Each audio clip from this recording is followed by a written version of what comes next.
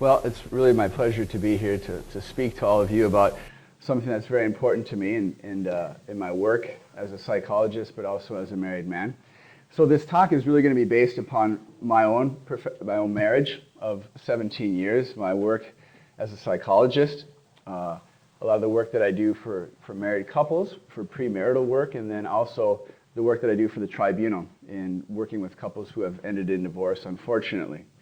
And then I also wanted to kind of broaden my research, and I also did like 15 men that I know who are in marriages and I think are good men. And I surveyed them and I had them just kind of complete a questionnaire about things that they felt were important to them in their relationship with their wives and how their wives could love them and maybe some things they didn't always do so well. And I'm going to kind of weave some of those quotes in within my talk today that hopefully will bring out some points that are beneficial for you. So I encourage you to take notes as we go along today. But one of the things that I don't want to do, and when you're giving a talk on how to love your husband, is to fall into any type of a trap of overgeneralizing and stereotyping and kind of grouping all men into this intellectualized category, right? And we really don't want to do that. We want to avoid that at all costs because we know that your husband is a unique and irreplaceable individual. And there's not another person like him, and there's not another person like you. And that's important, and that's how God created it to be. And we believe that marriage is not just a relationship, but it's a vocation. And what do we know about vocation? As Catholics, we know that it was something that God is really involved in, and that God called you and your husband together. And so it's not a coincidence that you are in your husband's life. And there's something about you that's unique and special that helps to unlock your husband's heart.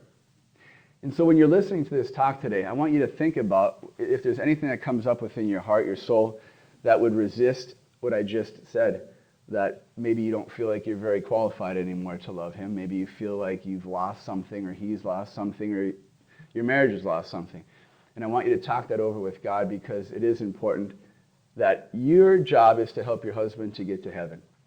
And even in the midst of all the difficulties that you face, and that God is present in that. So be aware of any resistance that you might feel. So one of the things that I'm going to be asking you to do, and when we talk about stereotypes of men, I'll do this one, but you know, men like to have tools, right? Lots of tools, big toolbox, power tools. Yeah. So what I want to give all of you is a toolbox of tools that you can use in your relationship with your husband. So you can go home and tell your husband, I got a big box of tools to love you better, right? So, and I like little catchphrases, so there's going to be catchphrases that I want you to remember that you can use with your husband during your marriage. So one little disclaimer that I need to make, because I'm a psychologist, and you know, if any of you are in a relationship, in a marriage that's really hurting and might have abuse, any type of abuse or addictions or different things in it, you know, I just want to say it's important for you to seek out some type of professional or pastoral help. In that the things that I'm talking about today are relevant for you as well.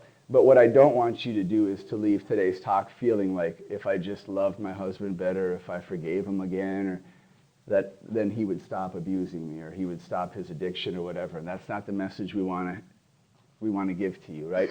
That sometimes it's important for you to set boundaries and to not allow that to continue to happen and to seek help. So I hope that is for none of you in here, but if it is, I wanted to make sure that this talk isn't about guilt and shame. It's not making you feel bad. It's about empowering you in your relationship with your husband. So the first tool that you have to put in your toolbox is you. And it's your relationship with God. And it's taking good care of yourself. As busy moms, grandmothers, whatever your role is, I know you're probably busy. And at times you probably don't feel like you have the energy or the capacity to do the things I'm going to ask you to do today. Now, that would be easy if I wasn't so busy and I wasn't stressed and tired, sleep deprived, and all the other things. But if nothing else, I ask you to focus on your relationship with God, because if it doesn't begin with your relationship with God, then your marriage is never going to be what we want it to be. And so what do we know is that when you rest in God, everything becomes easier. Being able to forgive, being able to be patient, being able to love, being able to communicate with respect. It happens not because your husband's perfect and he does everything you expect him to do, but it happens because you're letting God work through you. And you can't give with what you don't have. And so you want to give your husband a very godly woman. And this is important to men, because there's something about a woman, a godly, prayerful woman, that is good for a man, right? Women bring out the best in a man. I'm not going to say you're more virtuous, but you kind of are, right? So, but you got to bring that out in your husband. And we need to be attracted to that, right? We need to see that in you, and that'll move our heart. And even if your husband's saying, well, I don't like to pray, or I don't like to do those things like you do, it's okay. Don't nag him. Don't shame him. Don't lecture him. Just do it and be a prayerful witness to him about what that's like, and that'll move his heart. Sometimes people talk about the differences, right, between men and women. And there's differences between you and your husband. There's no question about it. But I want you to start to see that as a complementarity thing, right? I don't want you to see it as something that you need to fix, right? So what are some things in your husband that maybe you don't necessarily always agree with? Maybe you wish were done differently. How he does things around the house, how he disciplines the kids, right? But I want you to start to see that as maybe that's a good thing, right? And a tool that I want you to put in your toolbox is sandpaper. So I want you to see the differences between you and your husband as sandpaper that's going to round off your rough edges, right? Okay? Because what do we do right away in marriage counseling, I find, is if they did this differently, our marriage would be better. The better way to come at it is, if I did this differently, our marriage would be better. If I was more patient, if I was more humble, right? This goes for men as well. But if we're quick to right away look at fixing them, changing them, getting rid of the differences, you're always going to be left really disappointed.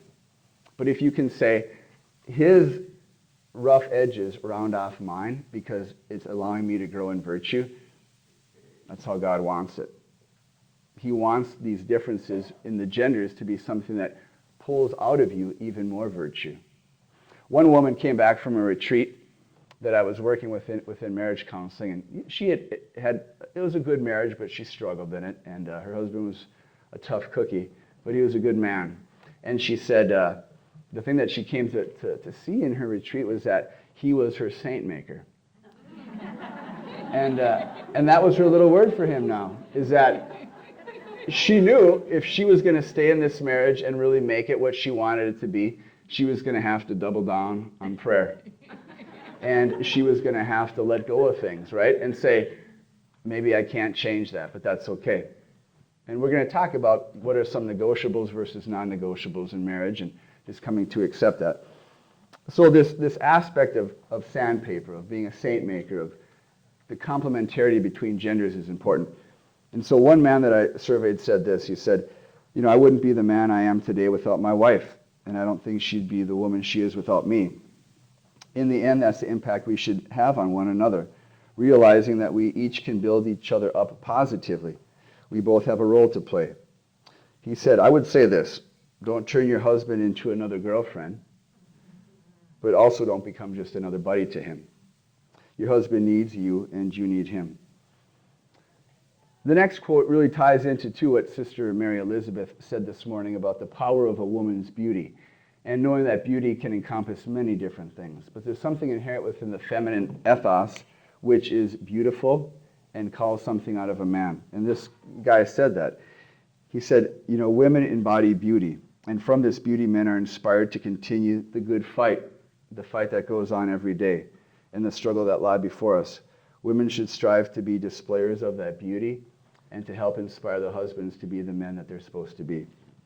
And I would agree that a lot of men feel that way, that you have something very unique and special that no other woman has in his life and that he doesn't have. Which way, what are the ways in which you might display that or express that to him, and maybe what are some of the ways that you keep that hidden, that you hide your heart from him? I don't want you to fall into any type of a trap like our society does that has a view of marriage as being very minimalist, right? Like marriage is a grind. It's a ball and chain. It's just something that you get through. It's not easy, but you just persevere, right? And some days it probably feels that way. But I think we should have this sense of joyful striving, of saying, does it ever get to a point in your marriage where you say, you know what, I've wrung the rag out, there's no more love left, that's as much as came out of the rag. It should never be that way, right? I mean, what is the capacity for love? It's endless, but we have to work at it, right? But we have to have that attitude of wanting to always continue to work on it and not fall into the trap of being minimalist. The next tool that I'd want to give you is the tool of being influential. So people ask me a lot, Dr. Lynn, can people change? And I say, yeah, they can, but they have to know what they're going to change and they have to want to change and put the effort into it. People can change all the time. Then they'll say, well, can I change my spouse? And I'll say, that's difficult. That's a more difficult one, and you really can't. But what you can do is influence them. And so, do you influence your spouse? And if you do, in what way? Is it negative or is it positive? There's a researcher by the name of John Gottman. And if you ever want to read any good books on marriage and some of the really positive aspects of how to make a good marriage, John Gottman has a lot of great books. But he came up with this little ratio, and this is one of those little catchphrases I want you to remember, but he said the 5-to-1 ratio. It's really common sense, but again, we got to put it in a ratio and write books about it, right? But 5-to-1. So he said good marriages are characterized by, for every one negative remark, there's 5 expressions of gratitude, appreciation, positivity. And so think about that in your marriage. What's the ratio? Is it 5-to-1? And this is on a daily basis. I would say most marriages that I work with are 5-to-1 in the opposite direction, or worse than that. Where, we don't really talk about much in terms of appreciation, gratitude, but we talk a lot about what's going wrong, what I'm doing wrong, what's going. And again, you can see why that can be really difficult. So, what kind of influence are you having? One of my favorite football coaches, Nick Saban from Alabama, he's got this little phrase that he says to his players, what are you selling today? And what are you selling by the way you dress, by the way you speak, your face, your nonverbals, your posture, right? Either you're selling optimism or you're selling negativity or you're selling something in between. And so in your relationship with your husband, what are you selling? When he comes home from work, when you're laying in bed, when you're getting up in the morning, what are you selling him? The look on your face, right? And we're not perfect. But it's good to keep this in mind, right? Because you have a tremendous influence over your husband, for good and not so good. So think about that. And we also know that human behavior and animal behavior is shaped and changed and influenced more effectively through positive reinforcement and reward, not through negative reinforcement or punishment, right? How many of you have dogs? I like dogs. I've got a black lab, right? So when I call him, I say, come here. And he comes and I give him a treat. He loves it. Tail's wagging. Life is good, and he'll do that over and over again. I can also call him back, and I can say his name, Gage, come here. And he'll come, but he'll slink, and pretty soon he won't come anymore, because he'll know every time I come back, I'm going to get in trouble. And it's kind of the same way in human behavior. If you want to shape your husband to do something you want him to do, reinforce it positively. Tell him, thank you. Even if you're thinking, why would I need to say thank you for that? He's not a child, right? But does it hurt? Does it hurt? It usually doesn't. So if you want him to do something more often, when he does it, you reinforce it. Thank you, I appreciate that. That really made me feel like you were listening to me. And you need to do that more often than not, and to build that particular type of influence up in your marriage. One of the guys said, me and my 3 brothers went hunting on an elk trip, and he said, we talked about this very situation. Every guy said the same thing, the importance of feeling appreciated for what we do and what we provide in the family. I think a lot of times men kind of feel maybe like an appendage. My wife and the kids, and moms just have a special bond with the kids that guys aren't ever going to understand. But sometimes they just feel a little bit like we're important, sure, but we're important to change the oil and, go to work and do the yard work or whatever. And sure, we can complain about that, right? And we can make it into a bigger deal. But in our heart, there's part of that where we feel like, I've kind of moved out of that important role in my wife's life, and now I'm down on the bottom. And that's part of having kids, but it shouldn't completely go away. So this sense of being influential and appreciating your husband is vitally important. One man said, pray that you would be aware of your spouse's talents and the sacrifices that he makes. And how do you let him know of that, right? Do you pray about that? Do you pray like, I really want to understand what my husband does well and all the sacrifices that he makes? And if you pray about it, it's important to express that to him as well. So here's a little secret that you're probably not going to find in a lot of self-help books, but the best way to control and manipulate your husband. Right? I should pass a hat around and get donations. It's a great secret. So not a lot of things work well in controlling and manipulating your husband, but if anything is going to, number one is going to be the thing we just talked about, positively reinforcing them, building them up, empowering them, expressing gratitude. The second thing is going to be praying for them. You know, if you want to control your husband through prayer, have at it. Control him. You know, say, God, get your way with my husband. Turn him into the man that I want him to be. It may happen, right? You may know him very well, but take that into your prayer life and pray for him. And the third thing, we'll talk a little bit more about it, that is something not a lot of people think about or do, but it's certainly within the tradition of our church, is fasting for your spouse and fasting for your marriage. So be influential. 5-1. What are you selling, right? Those are all important things. So the next tool to put in your toolbox is to be prayerful and to be sacramental. I don't have to say a lot about this. All of you here today obviously know about that. But it goes without saying the importance of praying for your husband and praying together as a couple. But you know what? If your husband doesn't want to pray, you continue to do that. And you are that beautiful, loving witness to him about the importance of prayer, even if he may not always see the importance as you would. But the thing of fasting is very, very important, that if there's something that you want to change in your own heart or in the heart of your husband, take it to fasting. And so once a week, think about giving something up. It could be it could be something from food, or it could be fasting from criticism, fasting from gossip, fasting from a coffee at Dunn Brothers or whatever, right?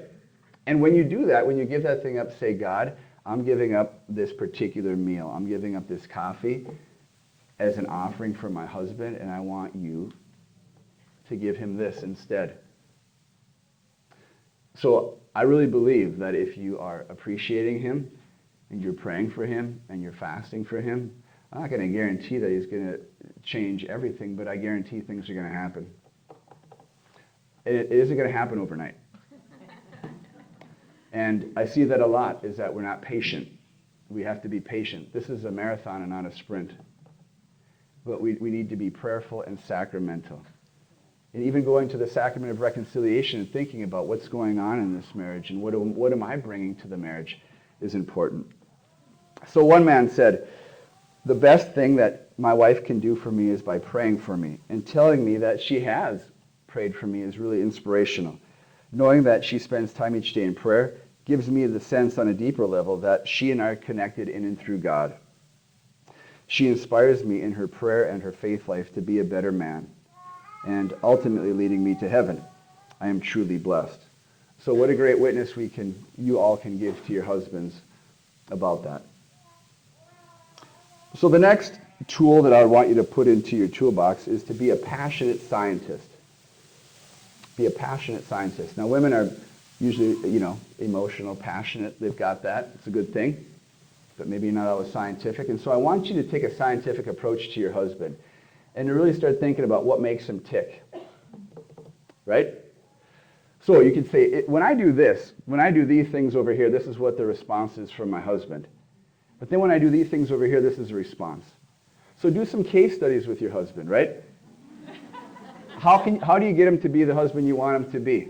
I guarantee it's not going to come through nagging, lecturing, harping, bringing it up again. You need to express those things to him that maybe he's not doing right, but it's how you say it which will be important. We'll talk about that. But I want you to really try to understand him. How many of you know about the 5 love languages? Yeah, it's a great book. If you don't, I think it's good to read. It's by Gary Chapman, The 5 Love Languages. But there's 5 of them, right? There's like acts of service, physical touch, loving words, gift giving. But does everybody in here know what your husband's love language is? You do? Okay. If you don't, you need to figure it out, right? Because that's one of the things that's really a key to his heart.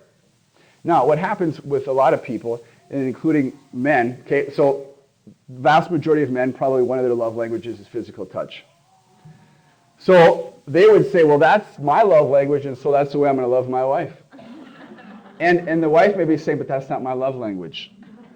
You know, my wife's love language might be time away. Right? And so, and I mean that in a loving way, right? I mean, she just needs time away.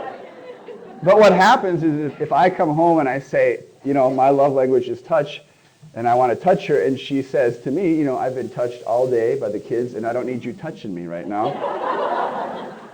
I can't take that personally. So I need to let her have her time. Maybe she needs some time away from the kids. Maybe she needs some time to go to Target or something. She doesn't need much, right? But when she comes home, she feels better about herself, and then she's more likely to say, well, now let's meet your love language, because we've had this compromise, right? We've understood one another. So, understanding what makes your husband tick, and really trying to get into that and caring about that. Because you know what? When you were dating, you were the best scientist ever. You had him figured out, and he had you figured out. And that was all that mattered to you, was figuring him out. But when we get married, it all kind of changes, doesn't it? It's just, you kind of take each other for granted. You don't go the extra mile anymore to really do the things that you know are going to spark their heart. We need to get back to that. So one man said, you know, it's important to understand his love language. You need to understand how he feels appreciated and not to minimize that. And so sometimes we do that. You know, like, why would you need time away? Like, why do you need to go to Target? Is that so important to you? Like, I don't get that. Well, of course, I'm not her. And she may wonder why I need physical touch. Well, again, this is kind of how God created us. And so we can't get into the thing of thinking black or white, putting each other in these boxes, because it's not helpful. Here are some questions, scientific questions that you might want to think about. Does your husband really feel respected by you? And if not, why is that? Do you allow your husband to love you? Or do you kind of give him implicit messages of kind of like, just kind of stay over there? I'm married to you, and I'm committed to you, but, that's about it. Maybe he wants to feel as though he is really the spiritual head of the house and that you don't undermine him. Maybe he wants to feel as though he does have an important role to play with the children, and that his ways are just as effective as yours. Maybe your husband wants you to be more affectionate to him, to make him feel physically attractive, that he's still the important man in your life. So be a scientist. Figure out what makes him tick. Even if you've been married 50 years, 40 years, people change, people evolve, and what was important 10 years ago may not be so important anymore. But have we researched it? One man said, my wife, has always empowered me, and she's tried to understand me, even with my quirky personality, even in my relationship with my kids, and how I enjoy them or how I discipline them. He said, it's different than hers, but no worse or no better. And I appreciate the fact that she appreciates my role and what I bring in that relationship. And I think sometimes, again, like I mentioned earlier, men do feel that way, that we don't have necessarily the important role to play with the children. And it's a different role, but it's important. And if you can help support that, I think it's vital. All right, the next tool to put in your little toolbox is dating. And never stop dating. Never, ever, ever, ever stop dating. Bad. It's bad. It's bad for your marriage. And so, how many of you in here have some type of a professional license that you have to continue to take education credits to keep it up, or they pull it, right? So, right, for me, I've got like 40 that I need to get every 2 years. And what happens usually is like, I wait until the last couple of months, and it's like, son of a gun, I got to find some conference to go to. And it's kind of how we do it with marriage, right? And so I think that you should have requirements every year to get your marriage renewed. Is that you should have so many dating credits. You should go take some type of marriage retreat or do something fun together. But we don't. And it's dangerous because what happens is you're not making that quality time for. And people kind of minimize the importance of it. You know, when you have kids and you're busy and you're whatever's going on in your life, if you don't carve out some quality time just to remember why you got married in the first place, it can quickly slip away. And so do you make quality time? It isn't about whatever you're doing. Dating is just a term, but it's about being imaginative, being creative, and thinking about what is it that we need to do, right? So never stop dating. One man said, "I don't like to feel like a glorified handyman and a keeper of the vehicles. I still like to feel like I'm attracted and she actually desires me. And I know that she's the only person in my life who can make me feel that way." Boom. Right? And if that man was saying that to you, like, wow, like he has just opened up his heart. Like you're the only one who can do that. And you would be thinking, oh boy, right? Maybe I don't want to do that. Okay, but why do you feel that way? You're lucky that you have that ability on your husband. And remember, it's the quality time. So I challenge each one of you, in the next month, it could be a Lenten thing. All right? I want you, and it's not supposed to be penitential. Okay? That wasn't the purpose of this. See how you all work. No, it's really not supposed to be penitential. But I want you to do something for your husband within the context of a date that is going to knock his socks off. That is going to make him feel loved and appreciated. That he's going to say, wow, like we haven't done that in years, or we haven't been there, or haven't talked that way, or whatever. And only you know what that is. All right? And I encourage you to do that. Because sometimes within the context of dating and marriage, we're not very extravagant anymore. And how does God love us? He loves us abundantly. He's not a miser. He doesn't say, well, I don't have time and I'm tired. So we have to go outside of ourselves and to be extravagant in our love of our spouse and to make time for that. Very important. So people will often say to me, well, you know, everything you're saying is really great, but I don't feel like it. Like, that'd be great if I had the passion to do it, but I just don't. So, I don't feel in love anymore. I mean, I'm still committed to him, but I don't feel it. So the next tool to pull out is the act as if tool. Okay? So you need to act as if you were in love with him, and you were desiring of him, and you wanted to be close to him. Because if we let our feelings always lead the way, our feelings are fickle and they change, and they're not a good barometer of what is true. Right? St. Thomas Aquinas always said, let the intellect lead the will. In these areas that we know are important. Right? And so a good book that can be helpful with that, and I'm sure you've all probably heard of it, The Love Dare. It's a nice little book, The Love Dare. It's a great little book. But it's got 40 days of each day doing something to kind of get you in this habit of acting as if. And kind of getting that love back in the relationship. The Love Dare. It's a nice little book. But, think about how our feelings do impact us. Whether it be exercising, I don't feel like exercising. But then when you get done, you feel better, right? Oftentimes for me, I'll admit, I love Mass. But the thought of going to Mass on Sunday with my 7 kids is less than inspiring. And so, sometimes I just don't feel like it. But I go anyhow. And when I leave, I always feel better. I always feel better. But it's the same way with like loving our spouse. Sometimes if a guy will come to me and say, I'm not in love with my wife anymore, I'll tell him, well, do something special for her. Like, get out of yourself. Get out of your feelings, right? Because if you stay in those feelings, you're not going to go anywhere. You just dwell in them, and it's going to get worse. So act as if.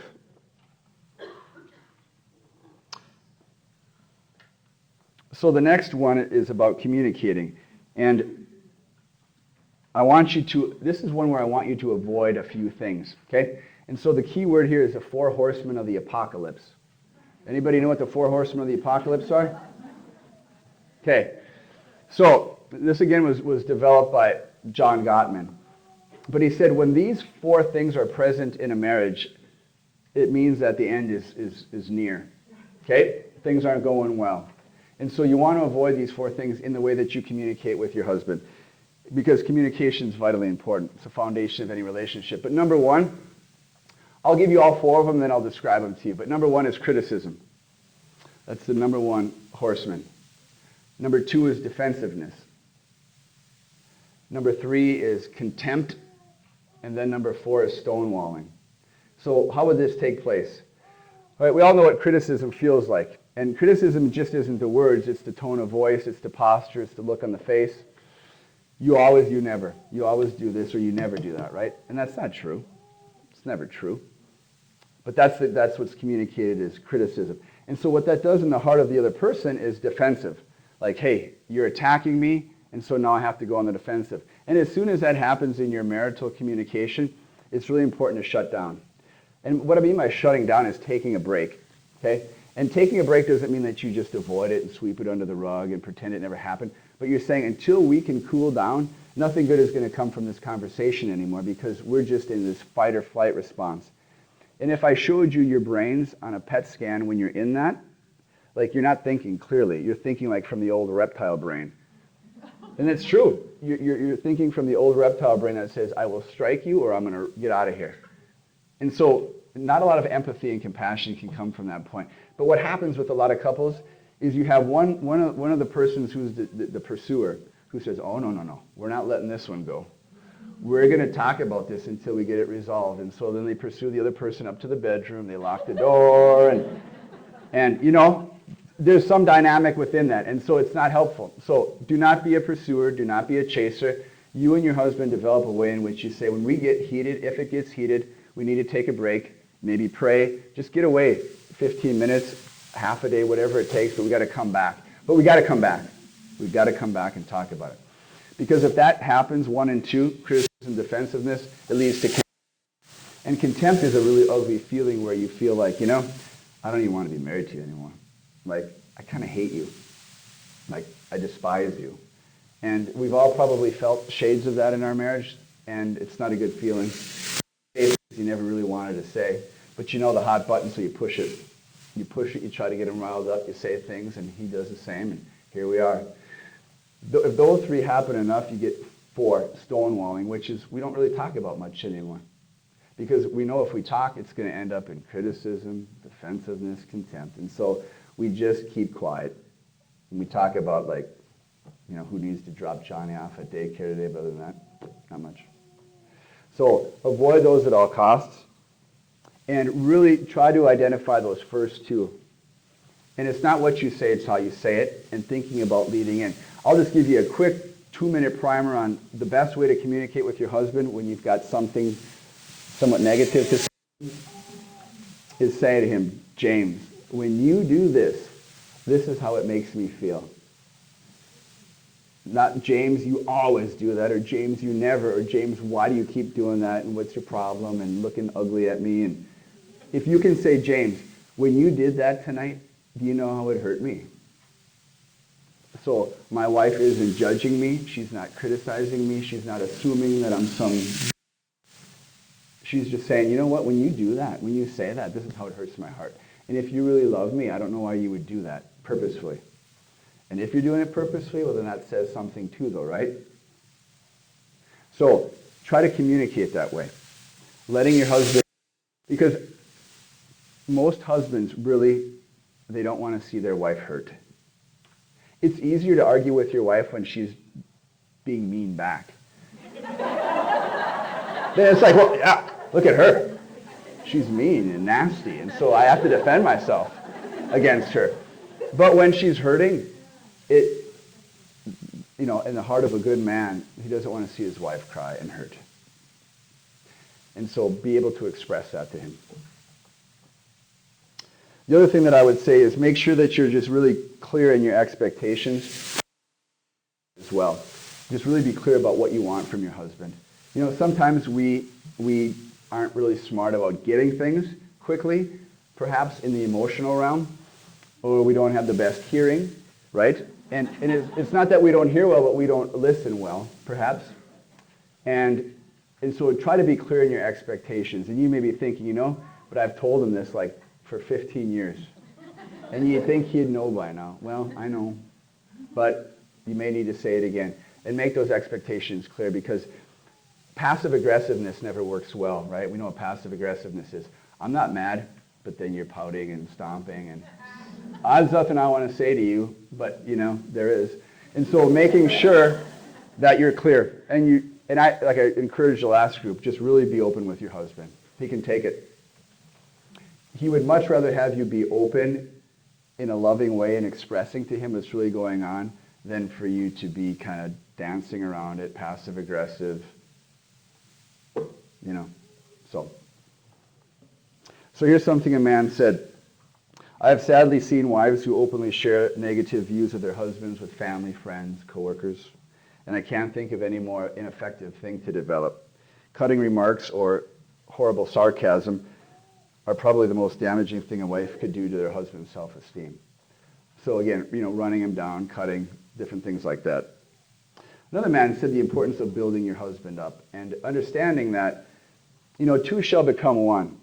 And like it or not, when in my marriage, if my wife isn't doing well, I'm probably not going to do well either. I'm just not. I could have the best day at work or whatever, but if I'm arguing with my wife, everything kind of stinks. But when we're doing well, boy, even work, I don't care. We're doing good together because we're a team. And so think about that when you purposefully try to bring something or say something to run your husband down or to hurt him. You're just hurting yourself. And we all know that. Isn't that horrible when you're fighting and a day goes by and there's tension and there's a sense of just, it's so draining. It's so draining. So we want to try to eliminate that. The next tool that I would want you to have is check-ins. Checking in. Now, what is a check-in? Check-in isn't, sitting down and saying, how was your work today? How was the weather? And did we pay all the bills? That's not what I'm asking, because we do enough of that. But what checking in is, I want you to ask this of your husband, and I think you should do this at least once a week, is asking, how am I doing for you?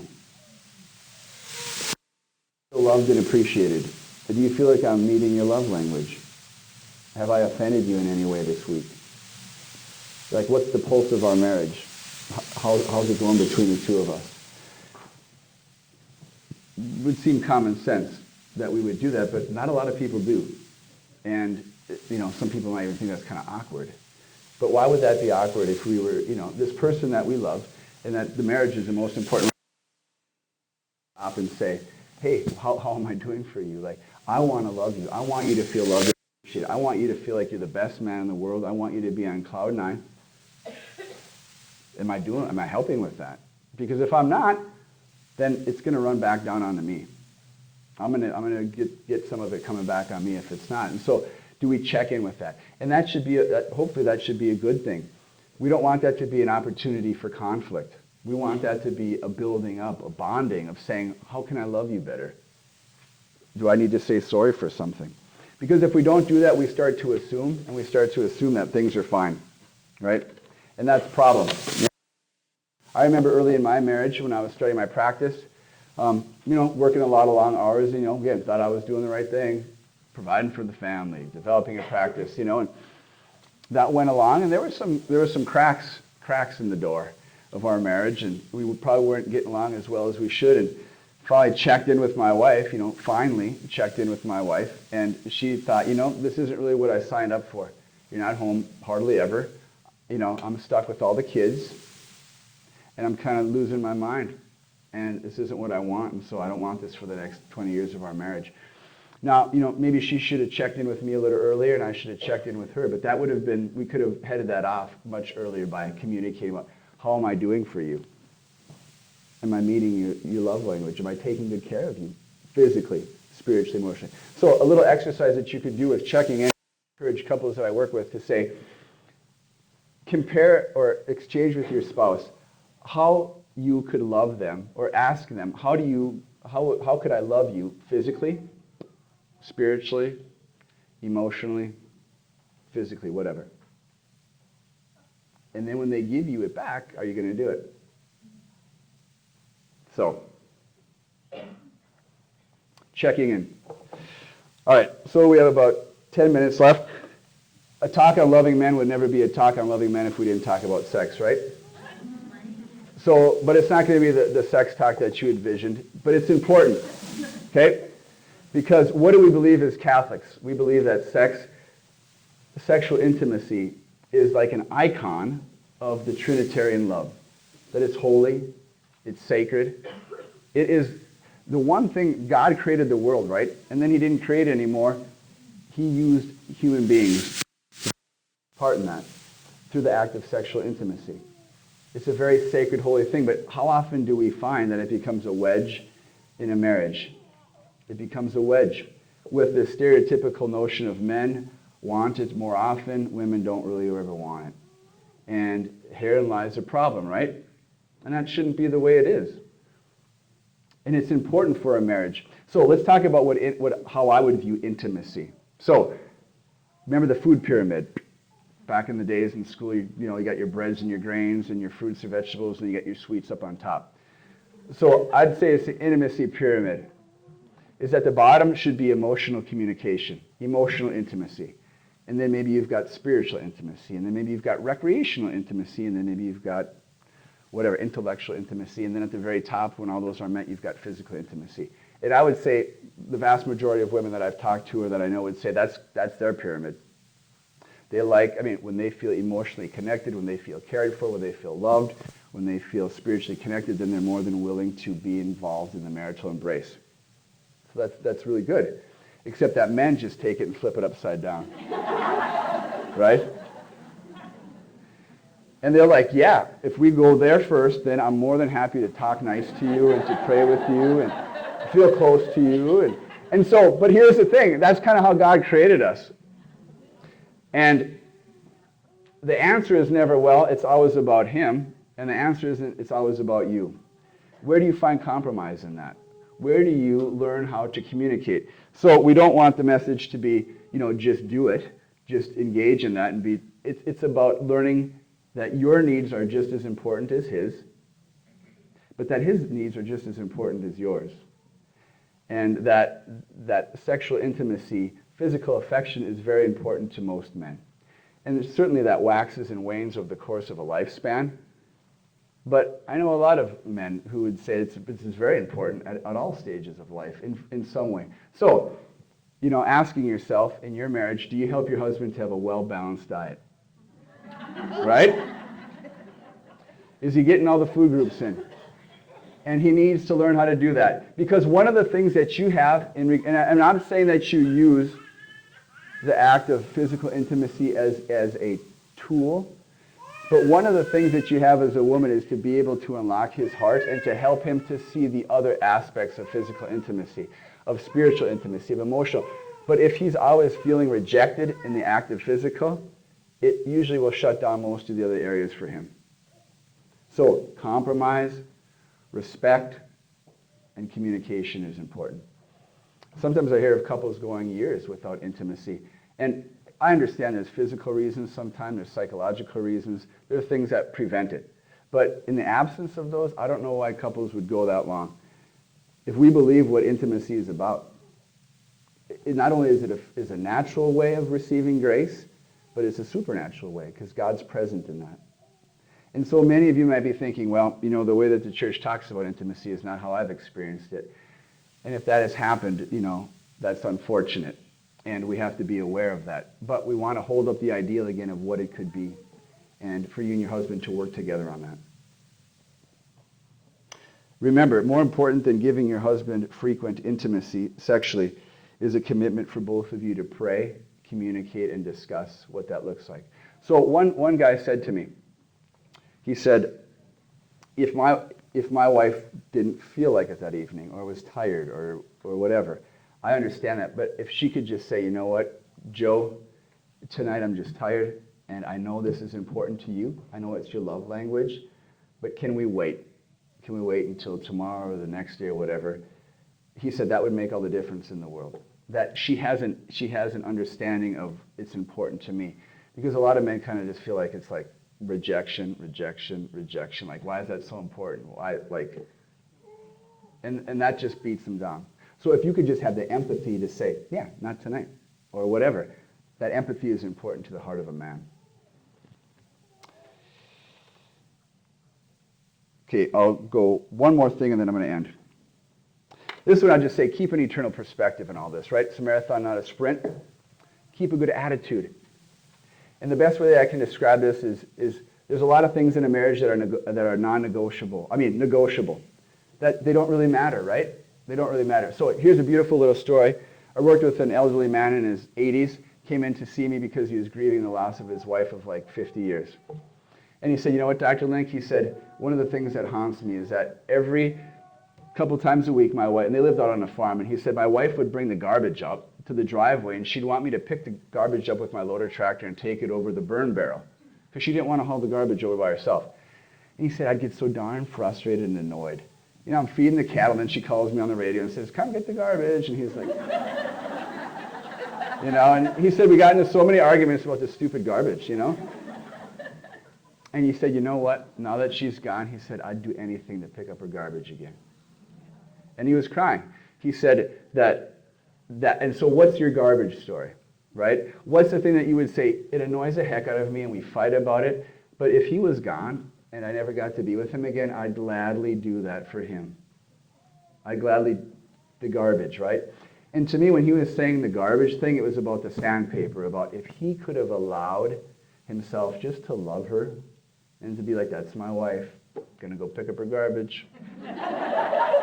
It would have cultivated in him a deeper patience, love, and humility. But instead, he said, I don't want the sandpaper. I'm mad about it. Like, why do you gotta keep doing this? And that's the eternal perspective. On the edge of eternity, we're gonna look back on our life and say, didn't matter. That was pretty inconsequential. Should have let it go and love him, right? And you can't do that with everything, but I think we can do that with a lot of things that really don't matter. So keep the eternal perspective. So just in quick recap, these are the tools you should have in your toolbox. First and foremost, it's you and your relationship with God. Prayer, sacraments, fasting. The tool of being influential, the 5-to-1 ratio. Remember, what are you selling today? Just think of my annoying voice. In your homes, what are you selling today? You're selling positivity, right? Be a passionate scientist. Act as if leads your heart. The importance of date nights, continuing education units, right? The importance of the intimacy pyramid and the importance of physical intimacy as a way of unlocking your husband's heart. And remember to avoid the 4 horsemen of the apocalypse at all costs. Check in weekly or every other week. Check in. How am I doing for you? Do you feel loved? Let your husband be your sandpaper. Let him be your saint maker. So we've got about 10 minutes for questions.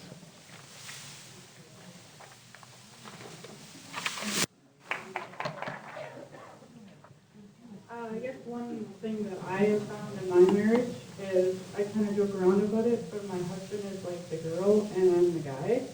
Because he's like all affectionate, he wants to do stuff with me, and I'm just like, whatever. You know? And so I just want some advice on that part. Mm-hmm. Well, and that's the importance of not having this. That's the importance of not having this, again, stereotypical view of men and women, because we're all unique. I think, again, it just goes back to, even if the roles were reversed, the importance of really understanding one another and meeting each other within that.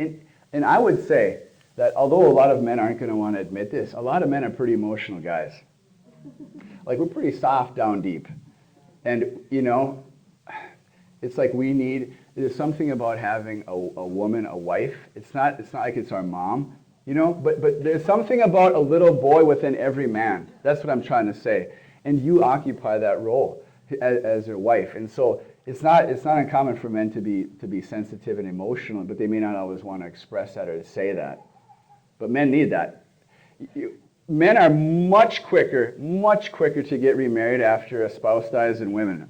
Boom. Like, not even close. And you may say, well, it's because they can't take care of themselves. That might be part of it, but not all of it. A big part of it is that they're lonely. They're very much, in a sense, more emotionally needy than a woman would be. So, and again, that's very true. How to be clear with your expectations without being bossy. Someone had a question like that earlier. I think it's important that you go back to what is really important, the negotiables versus the non-negotiables. And sometimes with men, if this is a really important thing that you need, like one of the women had talked to me about her husband basically being like a workaholic. And her expectation was, I want you at home, and the kids wanted him at home. But she said, nothing doesn't help for her to say it. He doesn't really see it. And I said, it's important in some of those situations to develop some good boundaries with your husband. And I'm not saying punish them, but you need to make it clear to them that this is important. This isn't just about like folding your clothes the right way or picking up after you. Like this is a deal breaker here. And I think you have to be firm about that. Lovingly firm in saying that, if you're going to be at work all the time or whatever the issue is, that, I'm not going to divorce you, but it's going to affect our marriage, and I'm not going to be waiting for you. Like, I'm going to go do my own thing. I got to take care of the kids. I can't be sitting around here waiting for you when you're never around.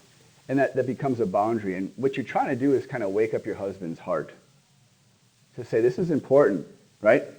But if everything is like that, then they start to think, well, yeah, that's just another thing that's really important to you, and I'm not doing right, right? So I think being able to prioritize what are the negotiables versus the non-negotiables, if that's helpful.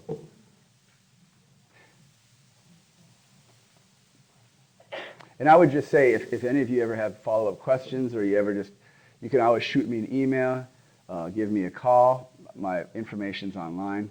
Don't ever hesitate to do that. If you just said, you remember you said that about that, what did you mean? Okay, you can certainly shoot me an email. I'd be more than happy to respond to all of you. So, any other questions?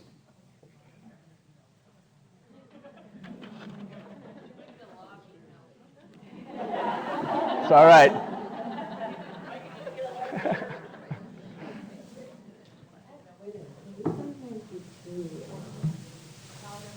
As women, can we sometimes be too compassionate and let them get away with too much? Absolutely. They're build up to find out that you are always the doormat. Absolutely. So how do you rectify that? Mm-hmm. It's a great question. Yeah, correct me if I'm wrong, but it seemed like paraphrasing her, she said, what if you're too compassionate to your husband, or you almost kind of feel like you're becoming a doormat, right? Like you're too compassionate or kind. Well, and like I said earlier, it's hard to generalize, but it's important in some of these situations to have good boundaries, okay? And by boundaries, I mean that there's certain things that you don't accept in a marriage, right? And that sometimes, for lack of a better word, men need to get hit upside the head too, okay? And that sometimes it's important to know that how they're affecting their wife, like I said earlier, to see that their wife is really hurting and to not just give them a pass. It doesn't mean that you don't forgive them, but you said, I forgive you, but I can't keep doing this. Like, this isn't acceptable. This isn't, it's not normal. We're not going to continue to do this. I don't engage in this type of behavior. And so I think, setting verbal boundaries, physical boundaries, if you need to, it helps your husband to respect you by you saying, I'm not gonna allow you to treat me that way, and I'm not a doormat, right? That's not what a marriage is about. Submission doesn't mean being a doormat. It means being an equal partner. But he needs to learn how to love you in a different way then. And if you can maybe help him to see that, that would be important. But absolutely. Something that happens with men sometimes is that we can turn into, if we're not to a higher standard by our wives in a loving way, we can turn into like 15-year-old boys. And that's not the good part of us. That's not what God wants us to be. We may have a little tantrum about things that I didn't get what I wanted, or I didn't, and it's kind of ridiculous, but that's what happens sometimes, and that's where you have to be careful not to feed in. Okay?